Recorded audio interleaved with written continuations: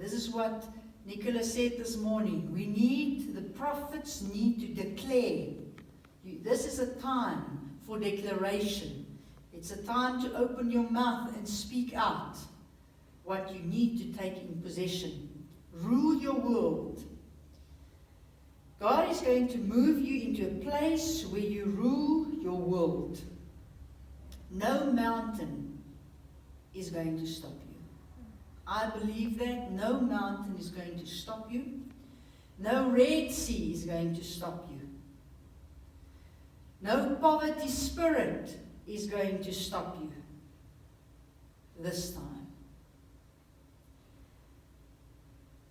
And because the lion in you, there's a lion in you, because the lion in you has been activated, you made in the image of God, to speak like God, His words. You need to speak God's word of faith and rule your world. So Joshua, I like this Joshua. I want him as my friend always. I don't want him as my enemy. He marched and he said, this time we are going to fight and we're going to kill everyone. So Joshua moved, obviously, and God gave him that power, that strength, that courage to move forward. And you will take the enemy by surprise, because that was what he has done. He took the enemy by surprise. They thought that the Gibeonites is going to fight alone. But they didn't reckon that there is a big army coming their way. And the enemy was taken by surprise because he traveled all night. There was an all-night march, which means this is hard work. This is not going to be, I'm starting my business, and wonderful, I have started my business, and now I'm going to sit, because now the millions and billions are going to stream in. No, you're going to work for it. It's hard, very hard work. Laziness will not allow you to prosper. If you read Proverbs, there's a lot of laziness, prosperity in that section of Proverbs. You need to work like ants. Look at the ant. They're constantly busy, constantly busy. Look at the Bill Gates. Look at the Bransons. They're constantly busy with new ideas, new things. They're constantly busy. It's hard work. And the Lord saw that Joshua meant business. That was his focus. I am going to take these guys on and I'm going to kill them. This is now, they can't come and destroy me. We need to go and destroy them. And what did God do? He brought confusion in the enemy's camp. If you are focused and you have got a plan, and it is God's plan, not your own, it's God's plan, and you are working hard, and the enemy comes, God will bring confusion to the enemy's camp. Once you start, you run towards Goliath. You're not going to wait till Goliath comes to you. You run to Goliath. And the supernatural will follow. If you sit in your house and you do not run towards your enemy, you will not have the power to destroy it. Only when you act, you will have the power to destroy it. And what did God do? Very interesting is that in verse 11, let's read verse 11. And it happened as they fled before Israel and were on the descent of Beth Horon, that the Lord cast down large hailstones from heaven on them, as far as Azekah, and they died. When you start fighting, God says you can't just have that victory alone. I also want a portion of that. And he came and he took the hails and he said, angels, come with me. Let's throw them with the hailstones.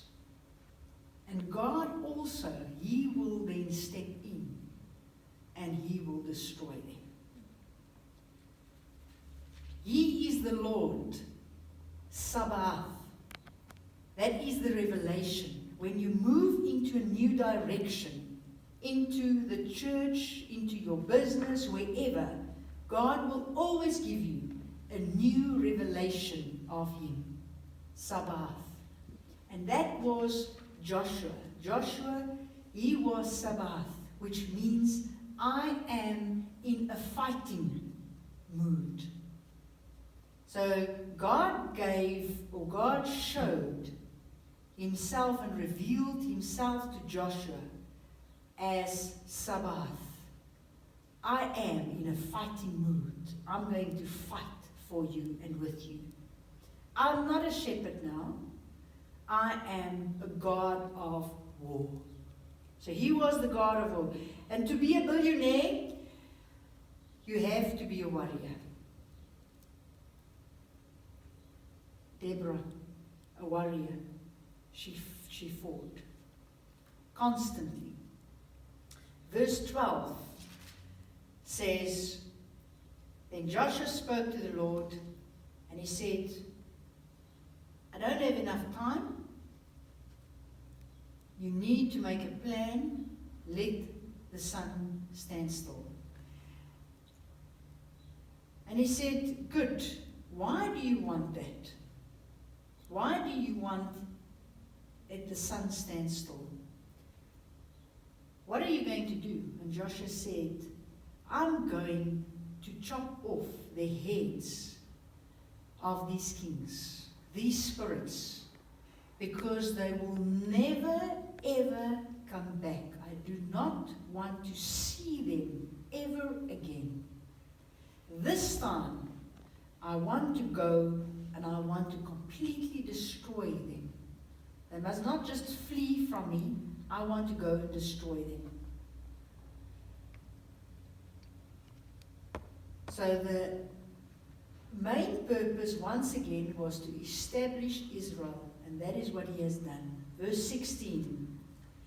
But these 5 kings had fled and hidden themselves in a cave at Makkedah.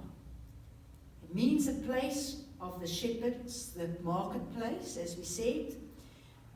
Now that was the agricultural age. The work was mainly farming. The agricultural age moved into the manufacturing age, and then it moved to the age of technology, and right now we are in the age of innovation. So that is where we currently are in. TVs or cell phones, it's so quick. Every week there's a different cell phone, different TV, different technology.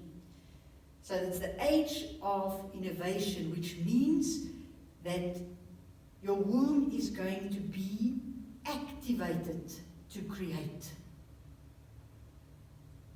We need to create new businesses.